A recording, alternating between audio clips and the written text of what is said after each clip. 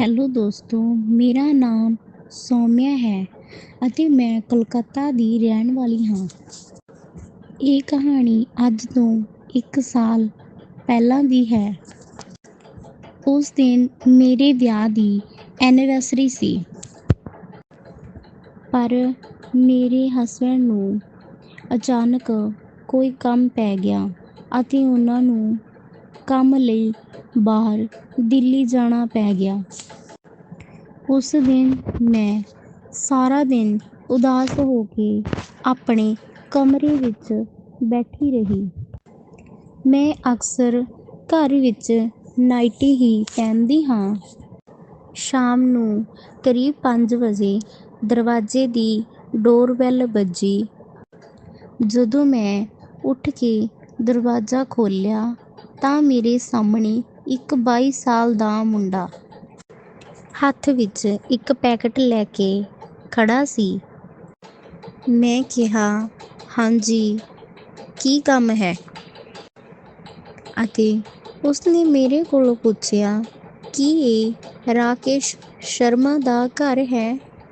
ਮੈਂ ਕਿਹਾ, "ਹਾਂ, ਪਰ ਉਹ ਘਰ ਨਹੀਂ ਹਨ।" ਡਿਲੀਵਰੀ ਬੁਆਏ ਨੇ ਮੈਨੂੰ ਆਖਿਆ, "ਮੈਮ, ਤੁਹਾਡਾ ਆਰਡਰ।" ਸਰ ਨੇ ਆਰਡਰ ਕੀਤਾ ਸੀ। ਮੈਂ ਉਸਨੂੰ ਪੁੱਛਿਆ, "ਇਸ ਪੈਕਟ ਵਿੱਚ ਕੀ ਹੈ?" ਉਸਨੇ ਮੈਨੂੰ ਕਿਹਾ, "ਮੈਡਮ, ਤੁਹਾਡਾ ਫੇਵਰਟ ਕੇਕ ਇੱਕ ਜੂਸ ਦੀ ਬੋਤਲ ਹੈ।" ਉਸਨੇ ਮੈਨੂੰ ਪੁੱਛਿਆ, "ਮੈਡਮ, ਅੱਜ ਕੋਈ ਪ੍ਰੋਗਰਾਮ ਹੈ?" ਮੈਂ ਕਿਹਾ, "ਹਾਂ।" ਉਦਾਸ ਹੋ ਕੇ ਮੈਂ ਬੋਲੀ, "ਹਾਂ, ਅੱਜ ਸਾਡੇ ਵਿਆਹ ਦੀ ਮੈਰਿਜ ਐਨੀਵਰਸਰੀ ਹੈ।" ਫਿਰ ਉਸਨੇ ਮੈਨੂੰ ਕਿਹਾ, "ਮੈਡਮ, ਹੈਪੀ ਐਨੀਵਰਸਰੀ।" ਮੈਂ ਹੌਲੀ ਜਿਹੇ ਕਿਹਾ, "ਕੀ ਹੈਪੀ? ਮੇਰੇ ਪਤੀ ਕੋਲ ਤਾਂ ਮੇਰੇ ਲਈ ਟਾਈਮ ਹੀ ਨਹੀਂ।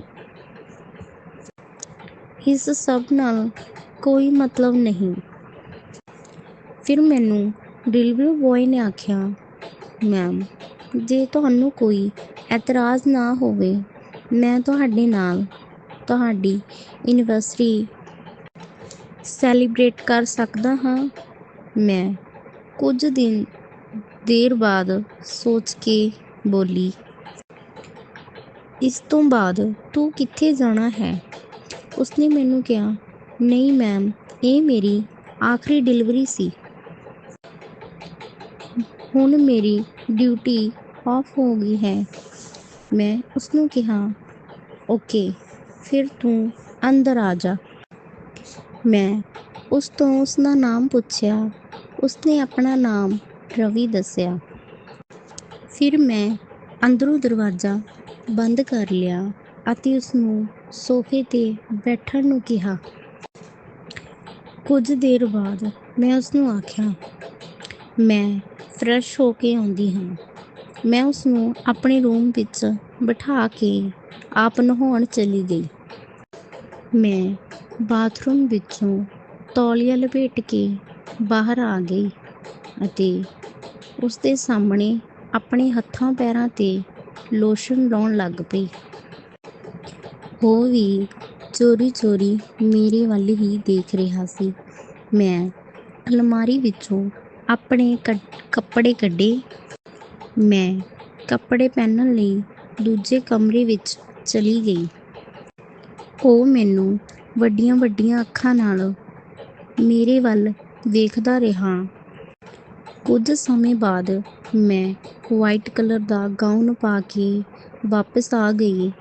ਉਹ ਮੇਰੇ ਵੱਲ ਵੇਖਦਾ ਹੀ ਰਹਿ ਗਿਆ। ਮੈਂ ਉਸਨੂੰ ਕਿਹਾ, "ਰਵੀ, ਕੀ ਹੋ ਗਿਆ?" ਰਵੀ ਨੇ ਮੈਨੂੰ ਕਿਹਾ, "ਮੈਮ, ਤੁਸੀਂ ਤਾਂ ਕਮਾਲ ਹੀ ਲੱਗ ਰਹੇ ਹੋ।" ਮੈਂ ਸਮਾਈਲ ਕਰਕੇ ਉਸਨੂੰ ਥੈਂਕਸ ਕਿਹਾ। ਫਿਰ ਅਸੀਂ ਦੋਨਾਂ ਨੇ ਕੇਕ ਡਾਈਨਿੰਗ ਟੇਬਲ 'ਤੇ ਰੱਖ ਦਿੱਤਾ ਤੇ ਰਵੀ ਨੇ ਕੇਕ ਵਿੱਚ ਇੱਕ ਕੈਂਡਲ ਜਗਾ ਦਿੱਤੀ। ਫਿਰ ਮੈਂ ਉਹ ਕੇਕ ਕੱਟ ਦਿੱਤਾ। ਉਹ ਕਹਿਣ ਲੱਗਿਆ, "ਹੈਪੀ ਮੈਰਿਜ ਐਨੀਵਰਸਰੀ ਮੈਮ।"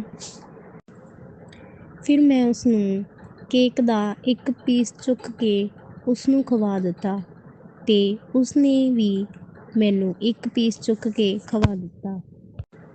ਫਿਰ ਉਸਨੇ ਮੈਨੂੰ ਕਿਹਾ, ਮੈਮ ਤੁਹਾਨੂੰ ਹੈਪੀ ਮੈਰਿਜ ਐਨਵਰਸਰੀ।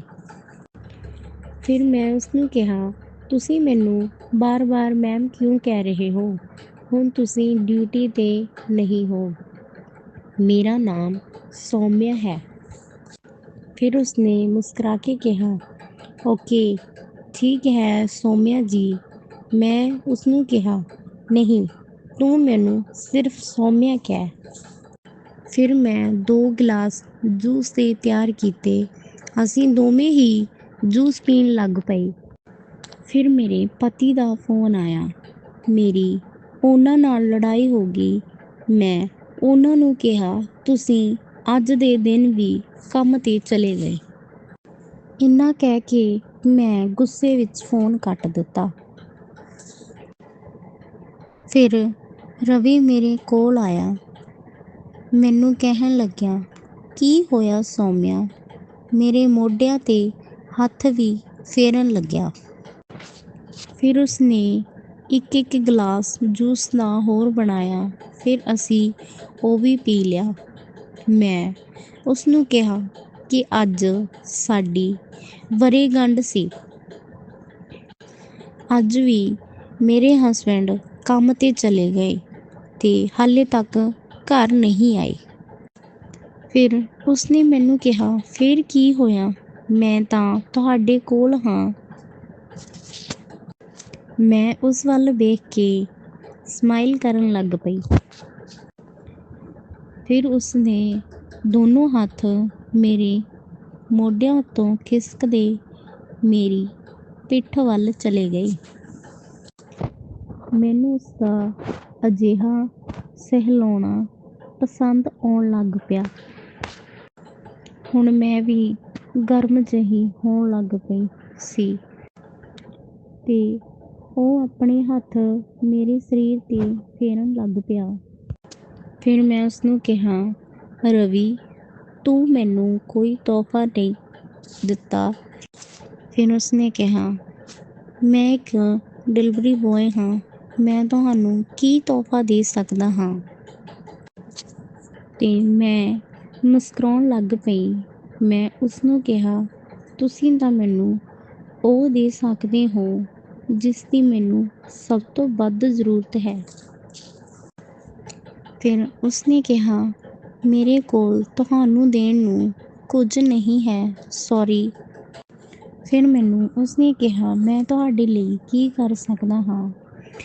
ਫਿਰ ਮੈਂ ਉਸਨੂੰ ਕਿਹਾ ਕਿ ਤੂੰ ਮੇਰੇ ਨਾਲ ਇੱਕ ਵਾਅਦਾ ਕਰ। ਫਿਰ ਮੈਂ ਉਸਨੂੰ ਕਿਹਾ, ਮੈਂ ਜੋ ਮੰਗ ਲਾਂ ਤੂੰ ਮੈਨੂੰ ਦੇ ਦੇਵੇਂਗਾ? ਫਿਰ ਉਸਨੇ ਮੈਨੂੰ ਕਿਹਾ, ਹਾਂਜੀ ਮੰਗੋ, ਜੋ ਮੇਰੇ ਵੱਸ ਹੋਇਆ ਮੈਂ ਤੁਹਾਨੂੰ ਦੇ ਦੇਵਾਂਗਾ। ਫਿਰ ਮੈਂ ਉਸਨੂੰ ਕਿਹਾ, ਰਵੀ ਪਲੀਜ਼ ਅੱਜ ਮੈਨੂੰ ਖੁਸ਼ ਕਰ ਦੇਵੋ। ਅਤੇ ਮੈਂ ਆਪਣਾ ਹੱਥ ਉਸਨੇ ਲਿੰਗ ਉੱਪਰ ਰੱਖ ਦਿੱਤਾ ਅਤੇ ਉਹ ਸ਼ੌਕ ਹੋ ਗਿਆ। ਉਹ ਮੈਨੂੰ ਕਹਿਣ ਲੱਗ ਪਿਆ, ਸੌਮਿਆ ਤੁਸੀਂ ਇਹ ਕੀ ਕਰ ਰਹੇ ਹੋ? ਤੁਸੀਂ ਕਿੱਥੇ ਅਤੇ ਮੈਂ ਕਿੱਥੇ ਹਾਂ? ਜੇ ਸ਼ਰਮਾ ਜੀ ਨੂੰ ਪਤਾ ਲੱਗ ਗਿਆ ਤਾਂ ਮੇਰੀ ਨੌਕਰੀ ਚਲੀ ਜਾਵੇਗੀ। ਅਤੇ ਮੈਂ ਉਸਦੇ ਹੋਰ ਨੇੜੇ ਗਈ। ਮੈਂ ਉਸਨੂੰ ਕਿਹਾ, ਰਵੀ ਕਿਸੇ ਨੂੰ ਕੁਝ ਨਹੀਂ ਪਤਾ ਲੱਗੇਗਾ। ਫਿਰ ਮੈਂ ਉਸਨੂੰ ਕਿਹਾ, ਨਹੀਂ ਪਲੀਜ਼। ਇੰਨੇ ਕਹਿੰਦੇ ਹੀ ਮੈਂ ਉਸਦਾ ਲਿੰਗ ਬਾਹਰ ਕੱਢ ਲਿਆ। ਉਹ ਬਹੁਤ ਹੀ ਸਿਹਤਮੰਦ ਸੀ। ਇਹ ਸਭ ਦੇਖ ਕੇ ਮੇਰੀ ਖੁਸ਼ੀ ਦੀ ਕੋਈ ਹੱਦ ਨਾ ਰਹੀ। ਮੈਂ ਮਨ ਮਨ ਸੋਚਣ ਲੱਗ ਪਈ ਕਿ ਅੱਜ ਤਾਂ ਬਹੁਤ ਮਜ਼ਾ ਆਉਣ ਵਾਲਾ ਹੈ। ਮੈਂ ਉਸਦੇ ਹੱਥ ਆਪਣੇ ਪੱਟਾਂ 'ਤੇ ਰੱਖ ਲਿਆ ਅਤੇ ਮੈਂ ਉਸਨੂੰ ਕਿਹਾ, ਰਵੀ ਪਲੀਜ਼ ਅੱਜ ਦੀ ਰਾਤ ਮੈਨੂੰ ਖੁਸ਼ ਕਰ ਦੇ। ਮੈਂ ਆਪਣੀ ਅੱਜ ਦੀ ਰਾਤ ਤੇਰੇ ਨਾਲ ਬਿਤਾਉਣਾ ਚਾਹੁੰਦੀ ਹਾਂ। ਇਸ ਤੋਂ ਪਹਿਲਾਂ ਕਿ ਉਹ ਮੈਨੂੰ ਕੁਝ ਕਹਿੰਦਾ, ਮੈਂ ਉਸਦੇ ਲਿੰਗ ਨਾਲ ਖੇਡਣਾ ਸ਼ੁਰੂ ਕਰ ਦਿੱਤਾ। ਉਸਦੇ ਦੋਨੋਂ ਹੱਥ ਮੇਰੇ ਬ੍ਰੈਸਟ ਉੱਪਰ ਆ ਗਏ। ਫਿਰ ਉਸਨੇ ਮੇਰੇ ਹੱਥ ਨੂੰ ਹਟਾ ਦਿੱਤਾ ਅਤੇ ਆਪਣੇ ਦੋਨੇ ਹੱਥਾਂ ਵਿੱਚ ਮੇਰੀ ਬ੍ਰੈਸਟ ਨੂੰ ਘੁੱਟ ਲਿਆ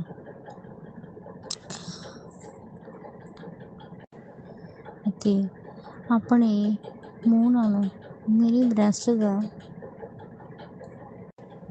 ਰਸ ਚੂਸਣ ਲੱਗ ਪਿਆ। ਮੈਂ ਵੀ ਬਹੁਤ ਉਤੇਜਿਤ ਹੋ ਗਈ। ਫਿਰ ਉਸਨੇ ਮੈਨੂੰ ਬੈੱਡ 'ਤੇ ਲਿਟਾ ਦਿੱਤਾ ਅਤੇ ਮੇਰੇ ਨਾਲ ਜ਼ਬਰਦਸਤੀ ਕਰਨੀ ਸ਼ੁਰੂ ਕਰ ਦਿੱਤੀ। ਫਿਰ ਉਸਨੇ ਮੇਰੀ ਗੁਫਾ ਨੂੰ ਆਪਣੇ ਮੂੰਹ ਨਾਲ ਚੁੰਮਣ ਲੱਗ ਪਿਆ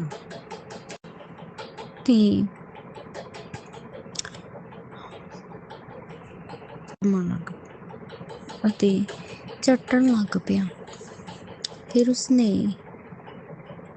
ਆਪਣਾ ਲਿੰਗ ਮੇਰੀ ਗੁਫਾ ਵਿੱਚ ਪਾ ਦਿੱਤਾ। ਉਸਨੇ ਝਟਕੇ ਲਾਉਣੇ ਸ਼ੁਰੂ ਕਰ ਦਿੱਤੇ ਅਤੇ ਮੇਰੀ ਬ੍ਰੈਸਟ ਨੂੰ ਆਪਣੇ ਦੋਨਾਂ ਹੱਥਾਂ ਨਾਲ ਮਸਲਣ ਲੱਗ ਪਿਆ।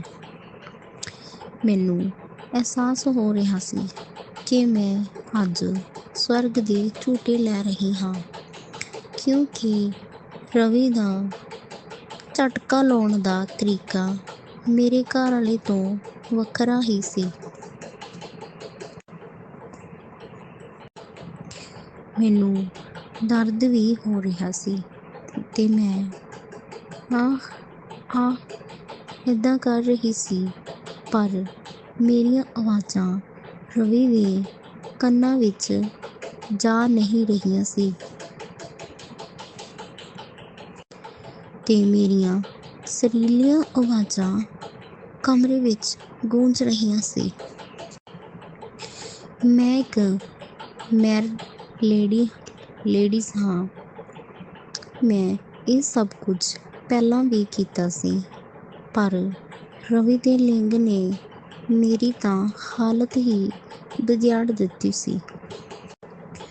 ਤੇ ਅਚਾਨਕ ਰਵੀ ਨੇ ਆਪਣੀ ਰਫ਼ਤਾਰ ਵਧਾ ਦਿੱਤੀ ਤੇ ਅਸੀਂ ਦੋਨੇ ਆਊਟ ਹੋ ਗਏ।